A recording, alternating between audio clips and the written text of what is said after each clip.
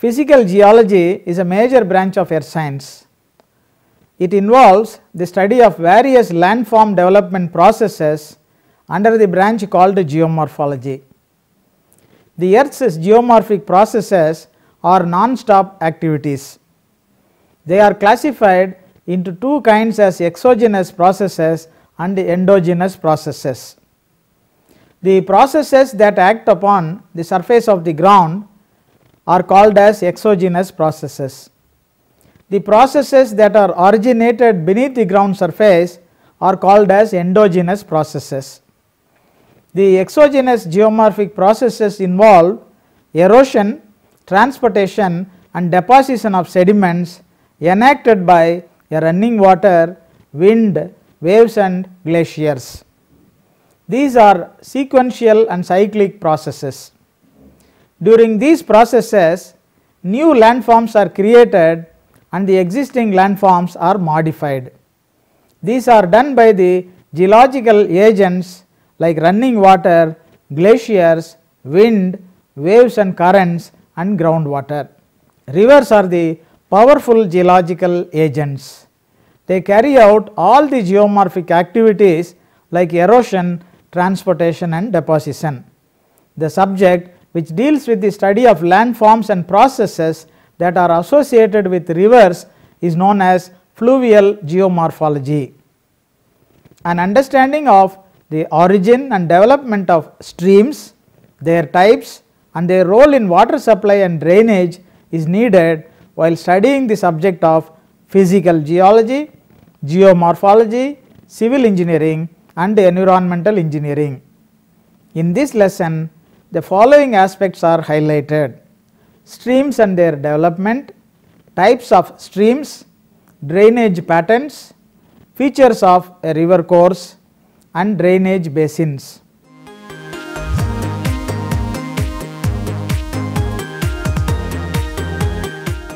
If we look at the world's water distribution, about 97.2% of the world's water exists in the form of seas and oceans. Almost 2.15% of the remaining water lies in the form of ice and snow. About 0.001% of the earth's water is present in the atmosphere as water vapor and only 0.0001% is distributed among the world's river systems.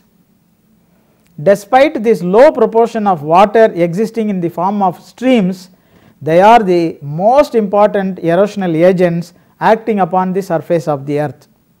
A stream is a course of running water on the land. A stream is a body of flowing water. It has a velocity of flow, a stream bed containing sediments and the sides called as stream banks. Streams may vary in their length, width and area of drainage. Streams account for the overland flow of water in the hydrological cycle. The details of streams and their water resources potential are studied in the subject called surface hydrology. A stream flows down the slope along a clearly defined path called as a river channel. The term brook is used to denote the smallest stream of a place. The term creek is used to refer a very small shallow stream which is larger than a brook. The term floodplain is used to denote the fertile lands adjacent to the stream on both sides of the river. Every stream has its own point of origin and a point of confluence.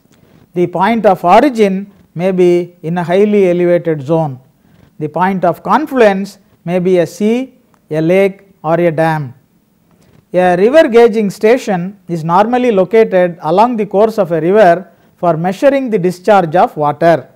It is established to calculate the outflow of water from a point. Every stream has its own characteristic single longitudinal profile and several lateral cross sections called as transverse cross sections from birthplace to the mouth. Thalweg is a term used to denote a river's longitudinal section. The longitudinal section is drawn as a line joining the deepest points of a river from the point of origin to the point of the mouth. It is drawn as a linear graph in which x axis is denoted by distance and y axis is represented by the elevation of the spots. The longitudinal profile of a river can clearly show the slope of the river. The slope of the river can indicate the nature of the water flow velocity which is expected at different places. The longitudinal profile of a stream is used to analyze the water surface slope. It helps to compute the hydraulic gradient. The term wetted perimeter is used to denote the line on which a stream's water surface meets the channel walls. Perpendicular to the flow direction of the river, the cross sections of the rivers can be drawn to know the shape, size and dimension of the valleys. These are called as transverse profiles. The transverse profiles help in identifying the nature of the floodplains. The actual water flowing zone in a river is called as the bankfull elevation. A valley is a depression on the earth's surface created by a flowing water under the influence of gravity. Every valley has its own length and slope. The horizontal distance measured in the cross section in a linear depression between two adjacent uplands is known as its length. The slope of a valley for a given reach refers to the difference in the elevation between the upstream end to a point of the reach along the downstream end. Valley development is a unique hydraulic process. It happens due to three concomitant processes as valley deepening, valley widening and valley lengthening. Valley deepening is effected by the processes like hydraulic action, corrosion or abrasion of the floor of the valley, pothole drilling along the valley floor and at the base of the waterfalls, then corrosion and weathering of the stream bed. Valley widening is accomplished by the processes like lateral erosion or planation by the stream in a valley, hydraulic action, corrosion, rain wash and sheet wash, gullying on valley sides, weathering and moss wasting and the roll of incoming tributaries. Valley lengthening may take place due to three ways. They are extension by headward erosion, increase in the size of the meanders and extension at the confluence due to subsidence.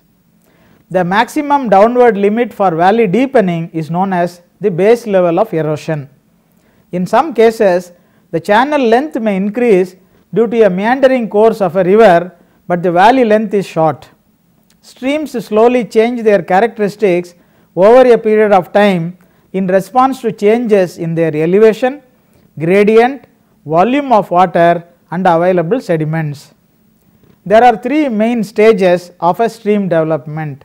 They are youthful stage, mature stage and old stage. A youthful stream is one that is undergoing initial development. Consequently, it has a steep, irregular gradient, few tributaries or meanders and a narrow floodplain. In addition to this, most of the erosion takes place in a downward direction. Youthful rivers are typically found in the highland areas or mountainous areas. They are characterized by steep slopes. They contain a relatively small volume of water and exhibit a rapid flow. The youthful streams may extend their source or head into a higher elevation by cutting channels backward or also upslope. Because their rapid flow leads to rapid erosion, youthful rivers tend to have narrow V-shaped valleys that are relatively straight. The youthful stage represents the early stages of a stream development. In this stage, most of the energy is used to do down cutting and eroding actions. This creates a narrow V-shaped valley. A V-shaped valley has steep sides and a narrow floor. During this stage, the ground over which the stream flows has a steep slope with many abrupt changes in the elevation, resulting in the form of waterfalls and rapids. Due to the steep gradient of this stage, the velocity of water flowing in this is very fast. Fast moving water can carry larger sized sediments like boulders and cobbles at this stage. Next comes the mature stage. This is the second stage in stream development. This stage is in further downstream. In this, the water added to the stream from the tributaries and from groundwater increases the size or width of the stream. During this stage, the slope also decreases. The velocity of the flowing water also decreases. Due to this, the stream has no energy to carry the boulders and cobbles. The largest sediments the stream can now carry at this stage are the small pebbles and sand. Due to the increase in width, the stream begins to shift or modify its course in a series of bends and turns called as meanders. At the time of progress and erosion continues, the stream gradient also decreases. During times of flooding, when the stream overflows its banks, it deposits all its sediments. The layer of fine material laid down on both sides of the river is called as the floodplain. Next comes the old stage of a river development. Old stage is the final stage in a river development. At this stage, the relief around the river becomes extremely flat. The river will have almost no slope and consequently very little momentum or speed for flow. It is characterized by very elaborate and intricately meandering courses. Around these rivers, swampy areas develop due to lack of slope and very poor drainage conditions. The old rivers are very muddy. It is because a large amount of suspended materials are carried away by the river with low velocity. The discharge of water is also expected to be very high. At this stage, meanders and oxbow lakes may also be formed in some places. During this older stage, the stream usually comes to an end when the flow enters the sea or a lake. When a river meets the sea or a lake, the ground is virtually flat so that its speed becomes low and it deposits all its sediments and releases all the sediments it was carrying in the river course. This leads to a fan shaped deposits extending into the sea called as deltas. The types of flow of water in the streams have a great influence on their actions. A stream flow can be either laminar or turbulent. In laminar flow, all water molecules travel along similar and parallel paths. In turbulent flow, the individual particles take irregular paths. Turbulent flow can keep the sediments in suspension longer than the laminar flow. It also aids in erosion of the stream bottom. The average linear velocity of water flow is generally greater in laminar flow than in turbulent flow. The sediment load in a stream is a major part. The rock particles and dissolved ions carried by the stream are called as the stream's sediment load. A stream's sediment load is divided into three parts as suspended load, bed load and the dissolved load.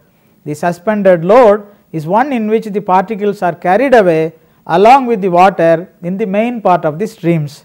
The bed load of a stream contains both coarser and denser particles that remain on the bed of the stream most of the time.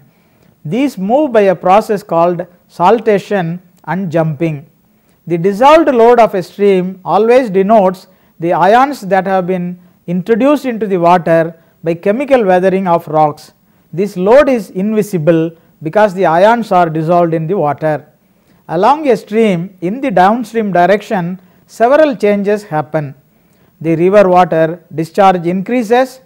As the river water discharge increases, the width, depth and average velocity of the stream also increase simultaneously.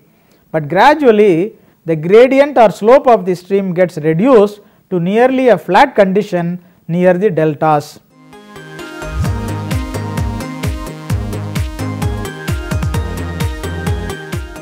Streams are classified into various types. They are perennial or ephemeral streams, intermittent streams, consequent streams, subsequent streams, obsequent streams, superimposed drainage and antecedent drainage. A stream with water flowing all through the year is called as a perennial stream. Continuous rainfall during monsoons, melting of snow from the mountains all create the supply of water continuously in the perennial rivers.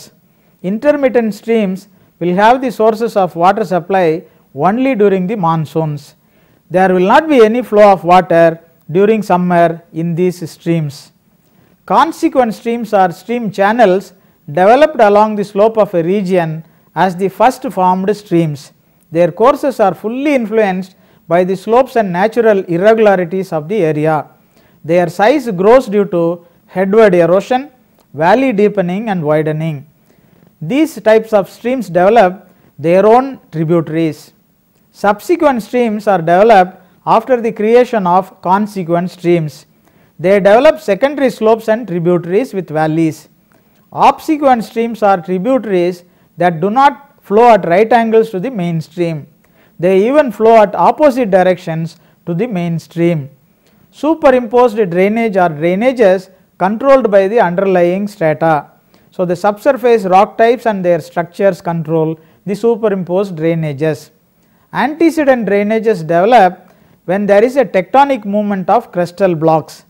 Due to mountain building and other tectonic displacements, a river may take a new direction of flow. Such streams are called as antecedent drainages. Presence of abrupt bends in a river course may indicate this condition. A graded stream is a stream that has reached an equilibrium between erosion and deposition.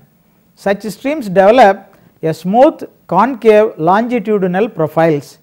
Streams carrying coarse sediments develop sand and gravel bars. These types of bars are seen often in the braided streams which are common in the elevated areas.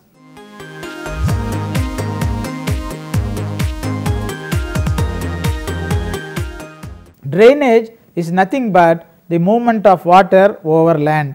It is mainly derived from the rain or melting of the ice and snow from the mountainous regions.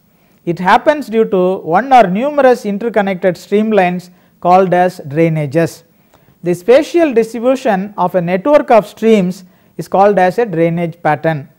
Different types of drainage patterns may emerge depending upon the local geomorphological conditions in a region. Several types have been recognized so far.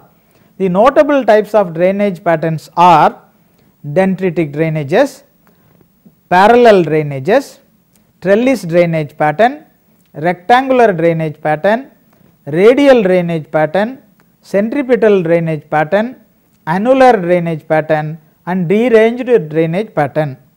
In the dendritic drainage pattern, the stream network may resemble like the branches of a tree. This pattern develops over homogeneous geological setting. There is no control over the direction of flow of the tributaries. Most of the tributaries join with the main stream at acute angles. So, that is why the total dendritic drainage pattern will be looking like a tree structure. In the parallel drainage pattern, the branching streams follow a parallel course denoting like stripes and joins with the main stream in parallel directions. In trellis drainage patterns, the streams may resemble like a garden trellis. Short tributary streams may enter into the main channel at sharp angles. In rectangular drainage pattern, the streams might have been formed due to the presence of rectangular falls. Streams might have followed the path of the least resistance along these fault zones. The radial drainage pattern develops around a centrally elevated point. It is common over conically shaped features like volcanoes and domes. The centripetal drainage pattern is just the opposite to that of the radial pattern. All the streams flow towards a centrally located depression. This may be a lake also. Annular drainage is a ring shaped drainage system. This type develops over circular underground rock structures like batholiths. The drainage network may develop a series of concentric rings around the batholithic hills. When there is a melting of snow from the mountains, the drainage pattern left behind the glaciers may be looking like a broken stream and also irregular in their distribution. These irregular, discontinuous and broken drainages belong to the deranged drainage pattern.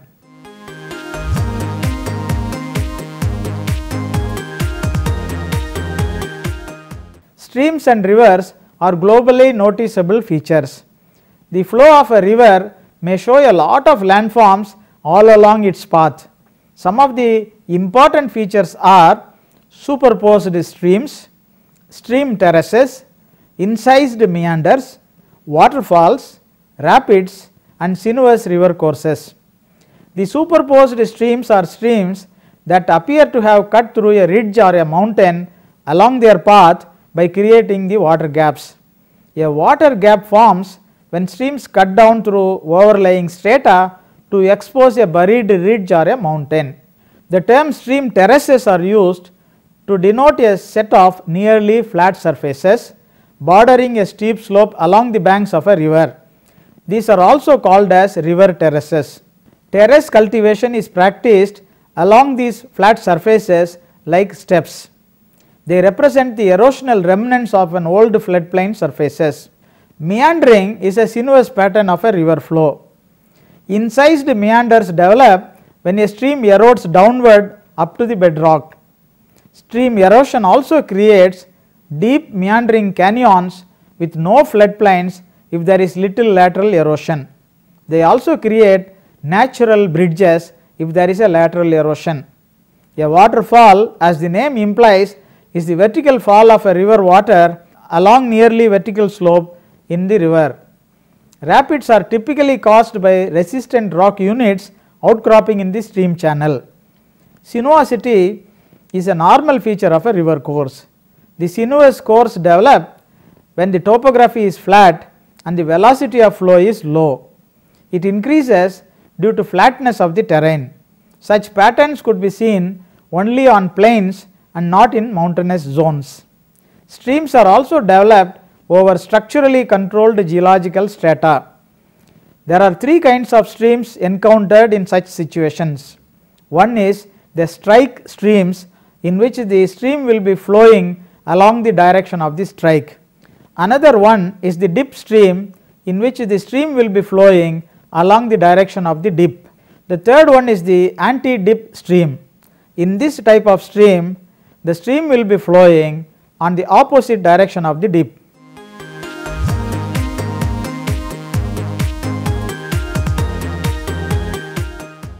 The main river, its tributaries and their enclosed catchment zones all belong to a drainage system. Each stream in a drainage system drains over a small area within the basin. In a drainage basin, all water falling within the catchment zone drains towards the stream channel. If only a few small streams joining a small river course of a few kilometers, then it is called as a watershed. Drainage basin area can range in size from a few square kilometers to extremely large areas of more than 100,000 square kilometers. Every drainage basin has its own area of catchment, which always differs from the other basins. The line of demarcation between two such basins is known as a basin divide. The basin divide is also called as water divide, since it separates the flow of rainwater towards the opposite directions to the respective basins. A stream starts its course as a single line initially. It flows and connects with similar lines of streams along its path and joins further in the form of a network. The width, depth and discharge level of the main river increases when more and more streams join together. The streams are codified using a number. It is called as stream order. It ranges from 1 to 10. The process is called as stream ordering. The smallest stream in a drainage network which has no tributary is called as a single stream. This stream is called as a first order stream. Two such first order streams, when they unite together, then they form a second order stream. Two such second order streams, when they unite together, they form a third order stream. The third order streams only have second and first order streams as their tributaries. This order of ranking continues till the end of the river, which is confluencing with the sea or a lake. Sometimes the main stream may become 8th or 9th order in this stream ordering method. As the order of the stream increases, its discharge level increases, the gradient decreases, the velocity of flow increases, and the channel dimensions including width and depth also increase. The gradient of a stream is yet another critical factor in determining a river's character. It refers to the slope of the river along its path. It is entirely determined by its base level of erosion. Streams are a major source of water supply and transportation to the human population in several parts of the world. The world's most thickly populated cities are all located adjacent to the major rivers. Studying the rivers and their drainage development is an interesting aspect in the subject of geomorphology. Fluvial geomorphology is an interesting subject to study. Most of the civil and hydrologic engineering projects are all depending upon the geometric configurations of the rivers and their discharges. Stream corridors are valuable locations for human, animal and biotic life to survive. Study of streams and their development is an important aspect for local development.